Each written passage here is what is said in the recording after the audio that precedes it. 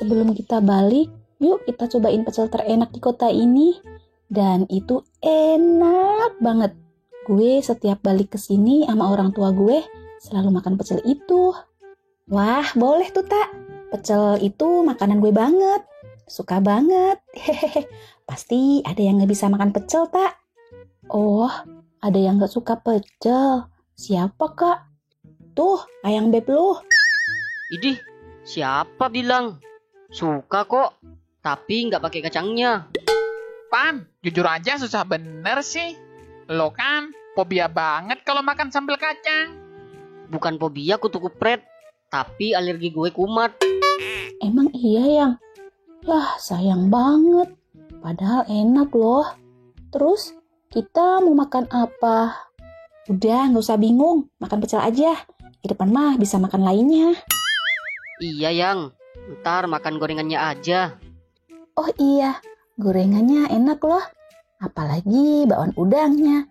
Mantap dah. Nah, cocok itu. Ya udah, yuk cabut. Nah, ini warung pecel yang melegenda, yang selalu rame. Yang, kamu mau makan gorengan? Itu di sana yang bagian goreng. Oke, Yang. Irfan ke sana ya. Biar bisa milih yang masih anget. Permisi, Mas. Mau gorengannya? Oh iya Mas, ambil aja. Yang mana sukanya? Baru angkat semuanya, jadi masih anget. Katanya bakwan udangnya paling enak ya, Mas. Ya gitu Mas, gorengan bakwan udang di sini jadi menu andalan. Kalau udah pecel, gorengannya bakwan udang. Udah pasti ketagihan Mas. Oh iya, keren dong ya ini warung. Saya cobain ya, Mas. Iya enak, Mas. Gede dan tebel. Pantesan nagihin. Apanya yang gede nagihin, Pan? Lagi ngomong joroknya. Oh, si PA. Ngapain sih lo main nyamber aja? Suka-suka gue lah. Ya mau ambil gorengan lah. Sono kan ada. Ya mau yang anget lah. Ambilin satu dong, Pan. Nih, tadi itu yang gede dan tebel dan nagihin. Itu ini. Ngeras aja pikirannya. Hehehe. Ya sorry. Dari mana Mas? Rombongan ya? Iya, Mas. Kita dari Jakarta. Oh iya, Masnya ini anaknya. Bukan Mas, saya mah kerja di sini. Kerja? Apa nggak sekolah, Mas? Orang tua saya bukan orang yang mampu untuk menyekolahkan saya sampai SMA. Dan saya punya adik yang masih kecil. Ibu saya saranin untuk pergi cari kerja. Apa aja, yang penting halal. Terus bisa kerja di sini gimana ceritanya?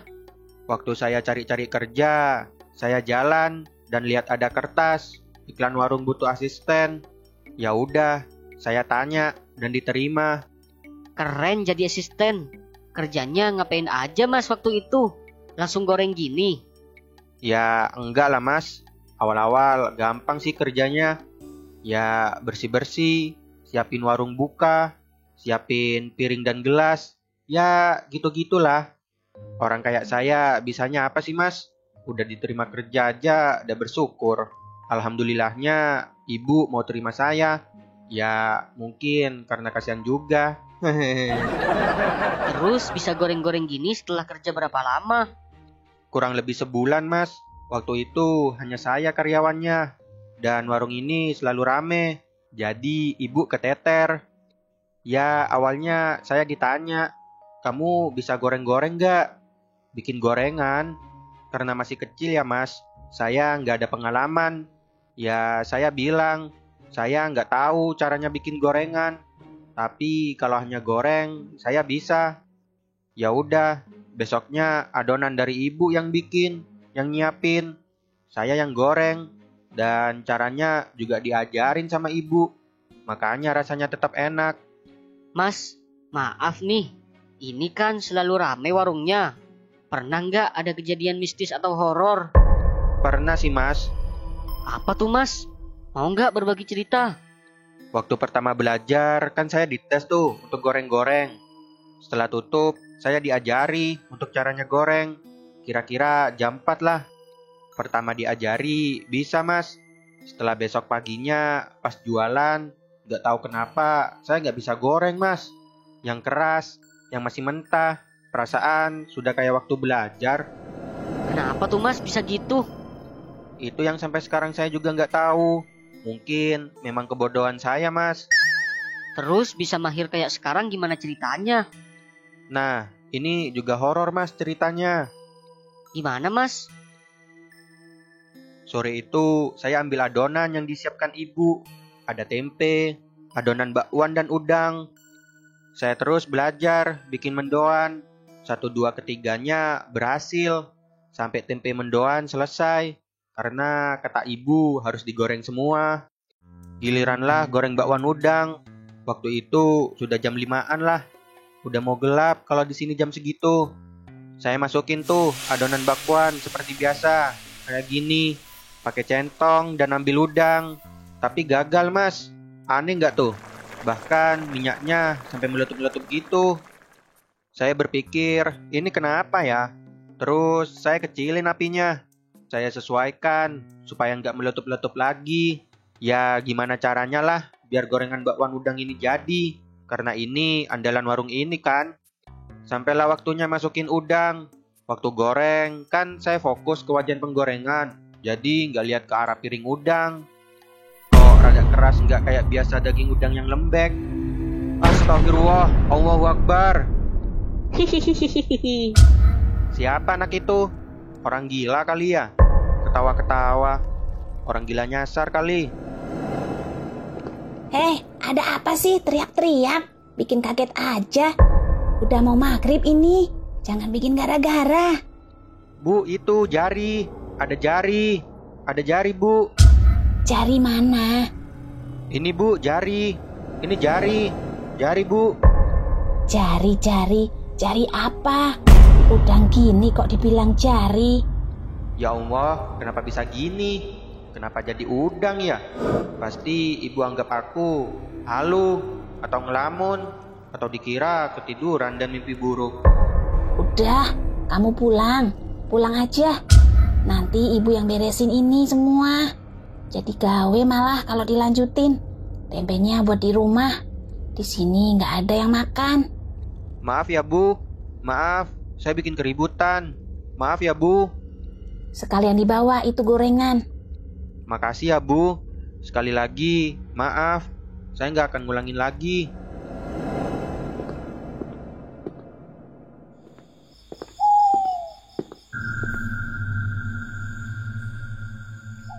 Lapar, oi. Dari siang kan belum makan apa-apa. Emang enak gorengan bakwannya ini. Apa karena lapar ya? Hehehe. Yang penting kenyang. Siapa sih itu? Kayak anak yang tadi di warung. Kenapa ya anak ini? Kok iseng banget? Lucu juga ya. Ngumpet tapi masih kelihatan gitu. Astagfirullah. Ya Allah. Ih, jijik banget. Hihihihihi. Sialan, orang gila itu ketawain. Jariku enak kan bang? Hihihihi. Itu jariku loh bang. Serius itu mas, jari manusia. Serius mas, masih jelas bentuk jari itu. Ya kayak udang ini, segede udang.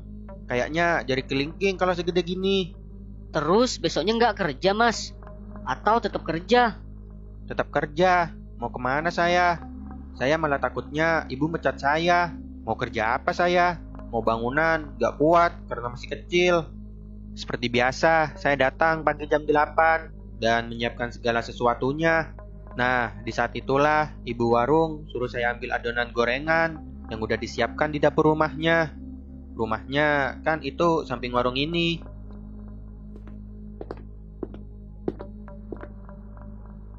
Astagfirullah, itu kan foto anak yang bilang gimana rasanya jariku. Siapanya ibu ya? Kenapa kamu malah ngelamun di situ? Iya Bu. Ayo cepat disiapkan warungnya biar cepat buka. Bu, maaf kalau saya lancang. Saya hanya mau tanya, Itu anak cowok yang difoto siapa? Kenapa? Kamu lihat ya, yang sosoknya sama kayak di foto. Iya, Bu.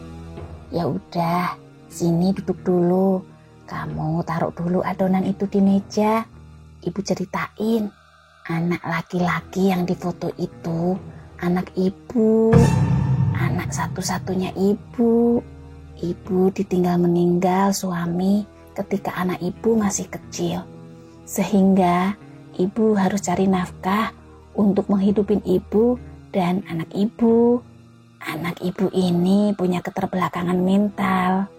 Kalau dia kumat, dia akan marah-marah, banting-banting semuanya, sampai menyakiti diri sendiri. Karena ibu belum banyak uang, jadi ibu belum bisa bawa berobat. Kalau ngamuk cuma ibu diemin.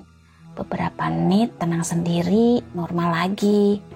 Karena ibu sibuk jualan, warung makin rame, sampai ibu nggak tahu kondisi anak ibu. Sampai suatu ketika, seperti biasa dari pagi jualan, sore tutup baru ketemu anak ibu. Dan di situ ibu shock dan histeris banget. Ibu melihat anak ibu sudah terkapar dan darah di mana-mana. Dengan tangan kanan pegang pisau daging besar dan jari-jarinya sudah putus semua. Ini kelalaian ibu dalam mengurus anak. Jasad dibersihkan untuk dimandikan dan ternyata ada satu jari yang hilang, yang kelingking. Dicari sana kemari nggak ketemu sampai sekarang. Setelah dimakamkan, biasa kita adakan doa, tahlil dan sebagainya. Tetap saja di hari-hari tertentu, ibu masih suka lihat anak ibu datang.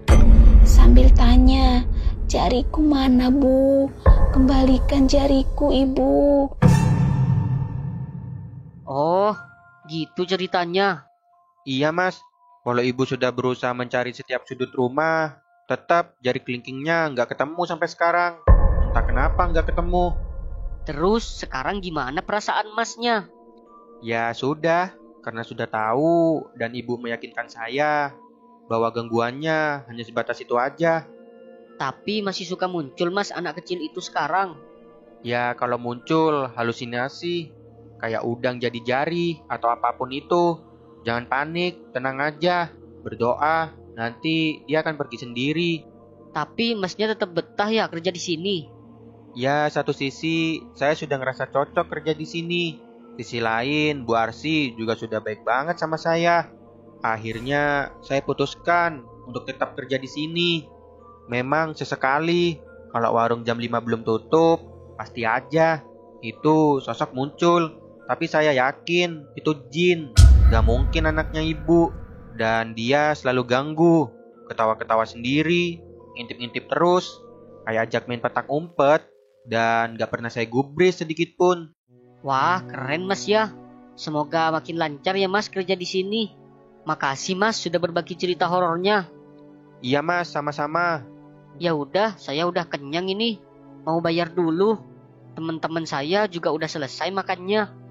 Siap mas, jangan lupa mampir lagi kalau kesini ya mas. Siap bosku. Walah, siapa yang bos? Masih jongos mas. Ya sebentar lagi jadi bos. Ya wes mas, tinggal dulu ya. Iya mas, makasih.